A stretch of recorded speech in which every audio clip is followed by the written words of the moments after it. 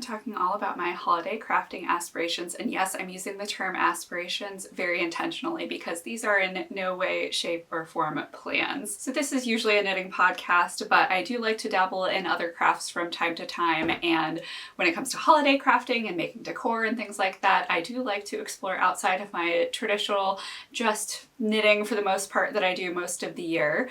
So we're going to be exploring a wide range of crafts that I would like to do at some point, not necessarily this year. So as I said, this is kind of like crafting aspirations of things that I want to make at some point over time. I will absolutely get to some of these this year, but I will absolutely not get to anywhere close to all of the things that I'm going to be talking about today. So many of the things that I'm going to be talking about today are fibercraft adjacent, so like fabric, yarn, embroidery, that sort of thing, but not necessarily in a knitting application, though I would be remiss to not talk about gift knitting, since that is a thing that I'm going to be doing this year, and I'm sure many of you are going to be doing this year as well.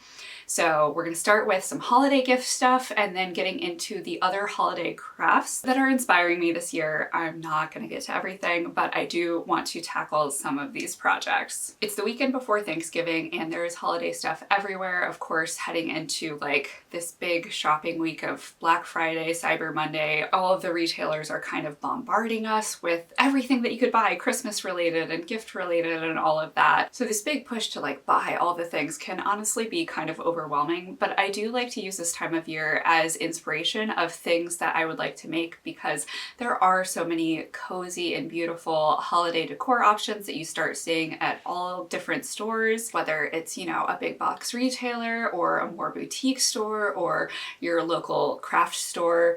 It is a very beautiful time of year, and I like to use that as inspiration for things that I would like to make, because as a knitter and as a crafter, I do have the skill set to make these things. And honestly, that's one of the things that's really special about the holidays and Christmas, is that kind of like handmade nostalgia that I have from my own childhood, where I grew up with many things that were handmade by my mom or other family members as our Christmas decor items that were so special and so unique. I loved pulling out the same decorations from year to year, and now as a mom myself, I kind of want to be able to create the same experience for my daughter, and having that really special holiday atmosphere from things that I've made and that we've made together as she gets a little bit older. So I absolutely do buy some things that I would never make myself. For example, like a large outdoor garland or something like that. I've never really explored what that would involve, nor do I really have the desire to, since I do have limited crafting time and I really want to spend my time on things that are bringing me joy. So I kind of focus any purchases that I'm making for things that I wouldn't make myself, for example, Christmas lights, garlands, that sort of thing. And then I like to create that special holiday atmosphere with things that I have made. And yes, this does mean it's going to take a really long time, like many years, to create a very full handmade holiday experience, but I'm okay with that. I'm okay with things being not perfect every year and just slowly adding on to those special handmade items that I already have made so far, and then I just get to add on new things each year as I slowly create more decorations to fill my house up with holiday cheer. So most of this video is going to be talking about those holiday decoration ideas, but I would be remiss to not talk about holiday gift knitting, because as I said, I'm going to be doing some, and I'm sure you're going to be doing some too. So let's go ahead and start with the holiday gift knitting first, and then we'll dive into the other decorations. So I love making hats and fingerless mitts as gifts because they're really small projects and they get a lot of use as well. So it's really fun picking out a special yarn and a color that your recipient will like, and then making something fun and special that you know that they will actually wear and love. And also at the same time, if it ends up getting lost, ruined, whatever, and I'm saying this because I have a toddler, things get lost, things get played with very hard, and I just have less expectation these days that a handmade gift is going to stay pristine. I would rather it be loved and used and worn out, worn through, rather than tucked away and not used out of fear that it's going to get messed up. Like, the point of making something for someone is that they're going to use it. So all of this to say, those small projects are a little bit less heartbreaking if something does happen to it, and also they're just really, really fun to make. This year I know I'm going to be making my daughter a hat because she's almost outgrown the last one that I made for her, so absolute necessity to get a new one made. And then my mom has also expressed interest in a hat, and she's going to be visiting for Thanksgiving, so I might take her to a yarn store to pick out some yarn for making a hat for her for Christmas. So if you are also thinking about making holiday gifts this year, I highly recommend checking out the Indie Design Gift Along on Ravelry. So it's a really big year-end knit along where this year over 200 designers are joining together, and all of these designers have a selection of patterns on sale for 25% off. So all of the designers are also using the same coupon code GIFTALONG2025, and that makes things easy for you. So when you're looking through all of the patterns that are available in the sale, you can just use the same coupon code. You will have to check out separately with each designer that you're looking to buy patterns from, but it's a really great way to find some designers that you may not have heard of before and save a little bit of money. So I'm going to be sharing some patterns from designers that I found in the gift along this year. A lot of these are new to me designers as well. I'll be sure to link everything that I'm talking about below, all of the patterns, the gift along group, the big sale bundle, and all of that. And I am also a participating designer this year, so I'll be linking my sale bundle down there as well. So I'm going to be sharing 3 different categories of patterns: hats, fingerless mitts, and also tiny scarves, because those are trending lately and they're just so cute, and also another really quick project that are so satisfying and hopefully can get worn a ton by your recipient. So first up is the Sledding in Snowballs hat by Lena Matheson. This is a really classic hat. It has a ribbed brim and cables throughout the crown of the hat, and it's offered in a range of sizes from child to adult. So I'm thinking this is going to be the pattern that I'm going to knit for my daughter. We recently saw a similar hat in a store, and it had like stripes of like rainbow stripes along the brim of the hat and then went into a cabled hat for the top. So I think I'm going to kind of take that color inspiration and add it to this hat. So I will say this is a fingering weight hat, so it will take a little bit longer to knit up, but also I have like a ton of fingering weight yarn single skeins that I just have sitting around in my stash. So that would be a great way to use up some of those single skeins. And also, since I'm talking about doing those stripes on the brim, that would be a great way to use up some of my sock weight leftovers in the brim and then go into the crown. But I just really like how classic it is. It's just like classic beanie shape with a little bit of cabling on it. So it'll be simple to knit, but also have enough interest to, you know, keep you going every cable round to be like, oh, I just want to get to the next cable round. So I'm really excited about the potential of knitting this one for my daughter. The second hat that I want to talk about is the Fool of a Toque hat by Ethan Pyle, and this is like a stunning cable beanie. I absolutely love this design. This one is a DK weight, so it's a little bit faster to work up than the fingering weight one that I just talked about, but it has beautiful, beautiful, more complex cables that I think are absolutely gorgeous. So this one is only offered in one size, but with those cables, they're kind of like a ribbed based cable where there's like a lot of knit and purl in between the cable rounds and all of that. So there should be still fairly good stretch throughout.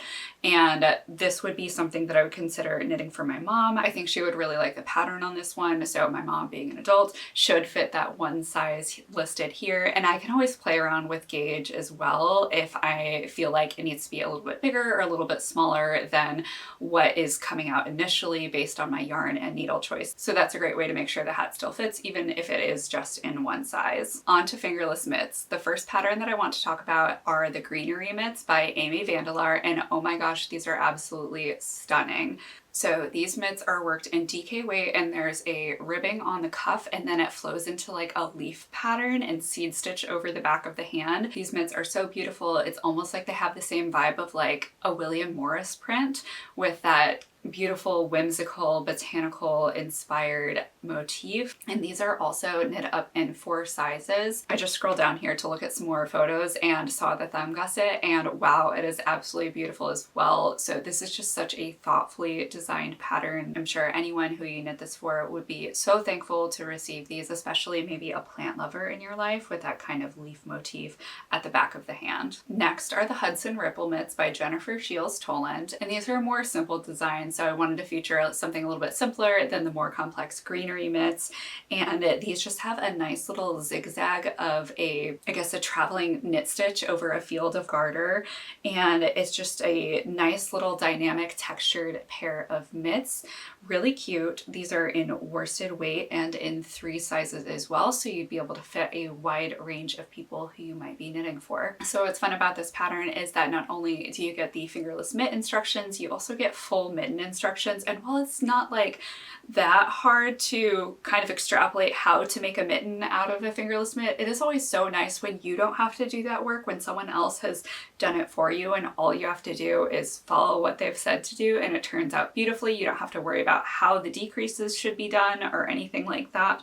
So this includes both that fingerless mitt and full mitten, so you can work whichever you prefer. I wanted to throw one of my patterns in the mix too. So Rockmill mitts are a great pair for anyone in your life, whether you're knitting for yourself or any of your family members. They're offered in both fingering and worsted weight yarn, and there are 4 sizes, and also there's 6 stitch pattern options. So these use a combination of garter and broken rib texture, and the pattern includes 6 different options, so you can knit up a different stripe sequence that you feel speaks to you most or would speak to your recipient the most. So it's just a really fun and easy pattern, knits and purls only, and creates a really lovely textured mitt design. And on to those tiny scarves. So tiny scarves have been trending this year, and I totally understand why. They are super cute, they use not very much yarn, and they can be a really great way to explore new techniques at a smaller scale. So whether you're trying lace or cables or anything like that, it can be a great way to do that without getting so overwhelmed by, say, a garment scale project or even a full-size shawl or scarf. The first pattern that I'm going to talk about is Firefly by Kirsten Joelle,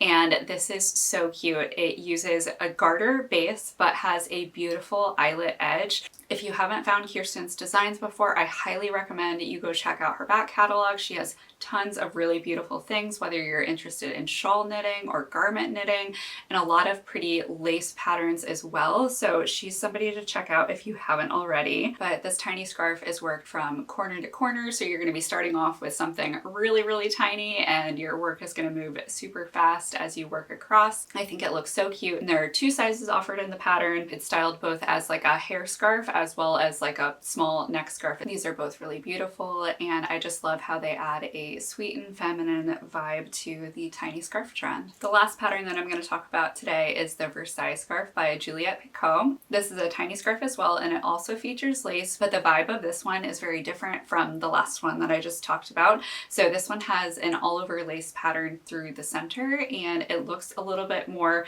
geometric and kind of like an ascot vibe versus kind of like the shawl shape of the previous pattern that I talked about. This one also offers 2 sizes, so you can knit a shorter version or a longer version depending on kind of what application you're wanting to wear it for, how long you want your ends to be, and all of that. It starts off again at the point, and instead of working a triangle shawl shape, you're working more of a traditional scarf shape that just starts off with a little bit of a point, goes into that beautiful lace pattern, and then finishes off with a point on the other side. So I know that I'm definitely going to be making hats, as I mentioned. I would love to know what kind of gift knitting you have planned, and also what patterns are you going to for those gift knits. If you want to leave those in the comments below, that will definitely help inspire me and help inspire other knitters who are watching too. On to the holiday crafting madness. So I have a lot to talk about here, and I have a few different categories of things. So I have ornaments, textile crafts, so like, you know, tree skirts, pillows, stockings, that sort of thing, and then paper crafts as well. So I am so excited to talk about these and then also make some of these. As I said, I'm not going to be able to make all of the things that I have here, but I have loved pulling together this inspiration, and I've tucked away all of these ideas, so whatever I can't get to this year, I can just start going again next year. So first up, talking about ornaments, and I've actually purchased a couple of kits, and one I purchased this year and another I purchased I think actually 2 years ago at this point that I still haven't done yet. So I'm going to talk about the kits first and then move on to other ornament inspiration that I would love to do at some point, but in all honesty, I probably won't get to this year, but definitely want to share those ideas with you today. So first up is this stitched ornament from Kiriki Press, and I had purchased this from, I think, either my local yarn shop or local fabric shop, though the fabric shop also has yarn. And this comes with everything that you need to make this little ornament house. I should have made this literally when I purchased it several years ago. I'm sure that this is not going to take very much time to make. So again, I'll come up for another close-up. So this is a wood ornament kit and all of the holes are pre-punched. So all you're doing is embroidering through those wood holes with the provided floss. So I just need to sit down and make this beautiful kit. The next kit is actually from the same maker. This is the Kiriki Advent Kit, and I have been following Kiriki Press for a really long time. I first saw it last year and it like sold out immediately. So when they opened it for pre-orders this year, I jumped at the opportunity to go ahead and buy it. This has 12 ornament kits in it and everything is like pre-cut for you. So it makes it as easy as possible. I actually haven't opened this yet, so we're gonna do that. So it comes with a lovely stitch guide and all of the embroidery floss that you'll need. And then each ornament is in its own little envelope here. I am so excited to make some of these. There are 12 ornaments in here and it's supposed to be like an Advent kit. So the idea, I think, is making one ornament every 2 days during that Advent period. The likelihood that I can actually make one ornament every 2 days is like none. And it's not even slim to none, it's actually none. But I could probably make, I don't know, maybe 3 ornaments or so. 1 to 3 ornaments would be a very realistic goal for me to make this holiday season. So I'm excited to get these opened up. I'm not sure if I'm just gonna like leave them in these kind of mystery packs until I get going and, you know, just do them in order, or if I'm gonna open them all and decide which ones I wanna work in. I might just leave it a surprise. Maybe that'll be motivation to get even more done than I think that I can get done given all of my other crafting aspirations that I have. And I'm not sure if I like was super clear about exactly what those kits are, but they are felt ornament kits that are embroidered. So here are a couple of the ones that are included. So there's an orange slice, a gingerbread house, a Santa, bell, a wreath, and a pine cone. And then there are 6 mystery ones that aren't included on here. So I'm very excited to do these. I've loved working felt embroidery projects in the past, and I'm actually going to show a couple of those to you in a little bit, but I'm excited to try out some ornaments. And on the theme of felt embroidery ornaments, I did also find some other embroidery inspiration on Etsy as well. I did want to caution, Etsy is kind of full of AI generated patterns, especially in the embroidery space. So be really careful when you're looking on Etsy. You can always check how long the shop has been around, and then also a kind of telltale giveaway is like, does everything look beautifully blurred out in the background? Another tip can be finding listings that have video on them where it's clearly the maker doing the craft, and also checking back to their social media. A lot of Etsy makers also have social media profiles, so you can kind of like check to make sure that you're buying from a real human rather than someone who's just kind of generated some things on AI that may or may not work too well. So one of the patterns that I found was from Patricia Welsh Designs, and it's a cute Christmas tree pattern. So I think that is another really cute option. If you're looking to just make an ornament or two, finding an individual pattern can be a really great way to go versus a giant kit, which is absolutely lovely, but definitely does have an expense associated with it, where a pattern, if you're using your own materials that you already have, that can be a more economical way to do that craft that you want to do, but save a little bit of money in the process. Another ornament adjacent craft that I have been thinking about making for a really long time is a knitted or maybe even felt ornament garland. So I know that Berocco puts out a free pattern every year called Minutia, and it's just a ton of little different knitted items. So like little sweaters or hats or socks, that sort of thing. There are like more than a decade of these patterns. So if you've been looking to make a little knitted ornament garland, or you want to make knitted ornaments for your tree or anything like that, check out the Minutia patterns. There are so many. I know that knitting takes more time than cutting out felt or even embroidering that, but maybe a mix of the two, so some knitted, some felt, that could be a fun thing to do in the future. And then something else that I've been thinking about for a while is making little embroidery hoop ornaments. So I have these tiny embroidery hoops that I got a long time ago, many years ago. I know that I got them many years ago because you'll see one right up here that I did embroider. It has a snowflake on it, and I would love to make more at some point, but I wanted to share a website for embroidery patterns that I found. I actually found it on Etsy, but then found their website. So the website is The Hoop in Hand, and they have a lot of embroidery hoop patterns, felt ornament patterns, that sort of thing. So I'll be sure to put a selection of things on the screen here so you can see all of their beautiful work. But this place was so inspiring to me that I would love to make a mini version on one of these embroidery hoops that I have. So maybe like taking an ornament pattern and putting it in my hoop, or just going ahead and buying a bigger hoop pattern and then kind of scaling it down and making a little bit more minimal to work within a tiny hoop space. I think I might have a larger hoop somewhere too, but I'm not 100% sure. I could always just go buy a larger hoop. That doesn't necessarily fall into the ornament category anymore then, but it would be still absolutely in holiday decor. So next up, we're talking about textile decor. So this is stockings, tree skirts, pillows, that sort of thing. So first I wanted to share some stockings that I have already made. So I first made stockings for myself and my husband many years ago. I cannot remember how long it's been at this point. I think I maybe made them for our first Christmas at this house, so maybe in like 2018. I'm not 100% sure of when I actually made these stockings. And then I made a stocking for our daughter last year. I was like 2 years late with her stocking, but I did get it done eventually. So I will go ahead and show those to you. So here is the one that I made for my daughter last year. It has a little partridge and a pear tree motif. This one is my husband's, and it has trees on it.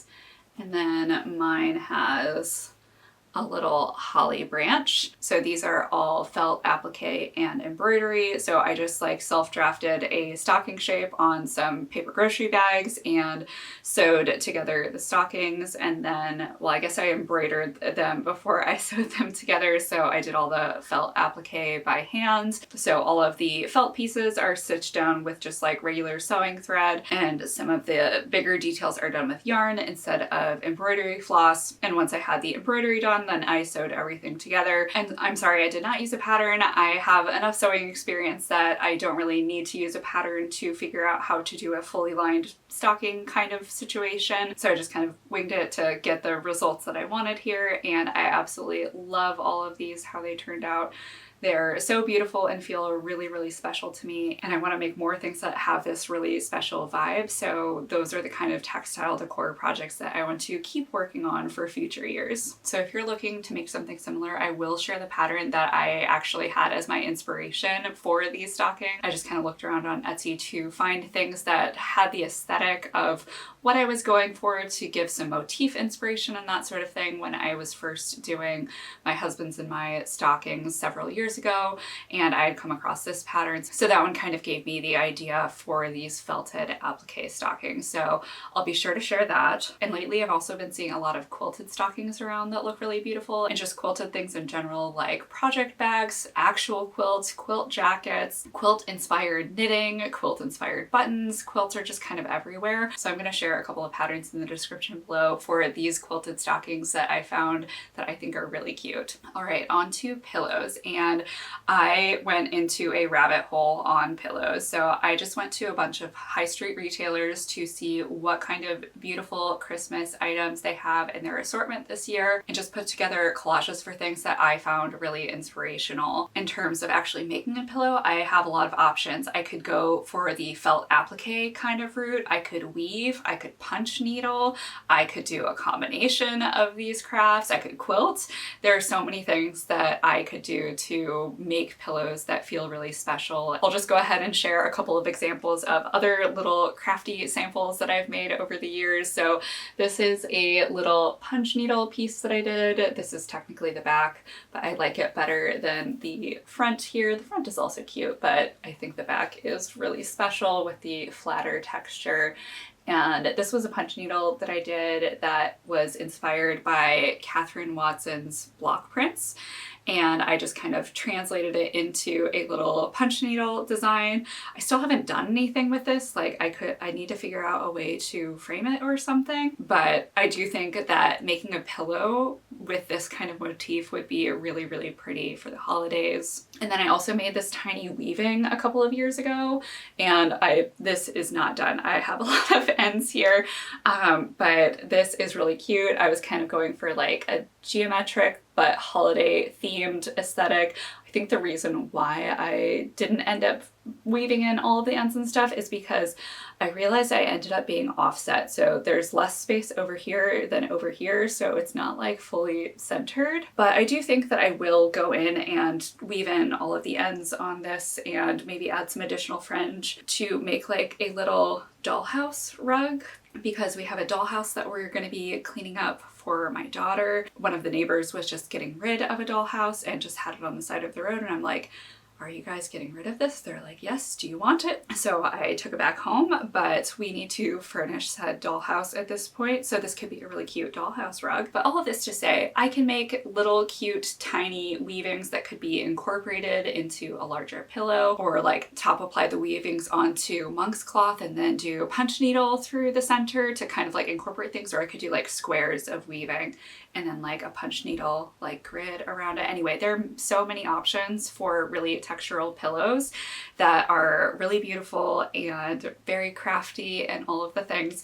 So I will just go ahead and share the inspiration images that I was finding that I thought were super inspirational. First up are some pillows from West Elm, and I kind of have three different vibes going on here. There are the tonal textural pillows where you kind of have tone on tone, and it's really all about the texture that's coming through with the embroidery. And then there's also one that's like weaving inspired. I don't know if that geometric pillow is actually weaving or if it's an embroidery technique on top of the existing fabric there. I couldn't really tell. I feel like you probably could do it either way. You could definitely get a similar look either way, so that would maybe be something that I could weave. And then there are those beautiful two-tone applique pillows, and I absolutely love these ones. So those are something that I would probably try to recreate with felt rather than the fabric applique that they have. I think it would be really pretty with felt. And I think that block prints would also be a really great way to inspire this style of pillow.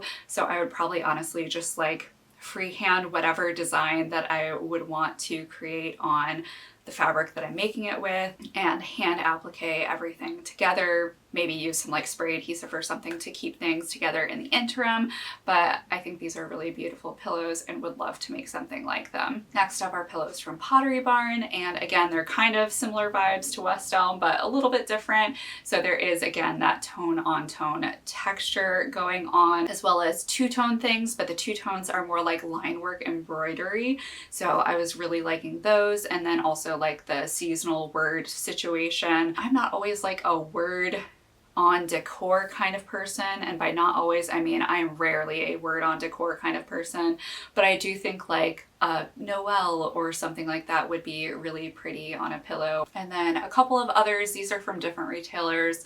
We have Target, Anthropologie, and Rifle Paper Co. in here. And these ones are all just other pillows that I found inspiring and that I could potentially recreate something similar with handcrafting, whether I was weaving. So the Target one is that kind of tree motif in the middle, and I was thinking that it could be fun to punch needle the stripes and then do embroidery for the tree motif across the middle. That could be really cute. And then the Anthropologie pillow is the gray and white one. That of course is just embroidery over the background in a motif that feels kind of festive. And then the Rifle Paper Co. is actually embroidered, but I think I would probably pursue a felt applique technique to achieve a similar look to that, just with a little bit more dimension and a little bit more of a vibe that I like.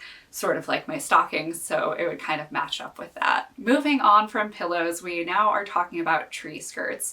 So I remember the tree skirt that I had growing up as a kid. I mean, my parents still have said tree skirt, but I currently don't have a tree skirt. I think it would be so special and fun to have a tree skirt that I've made that kind of becomes that, you know, really special Christmas nostalgia over time. So I don't think this is something that I can get to this year, but definitely something that maybe I want to try to like design the concept for this year so that I could execute it next year or something like that, because it definitely would be an undertaking to actually make a tree skirt because it's a large project. So here are the different tree skirts that I found really inspiring.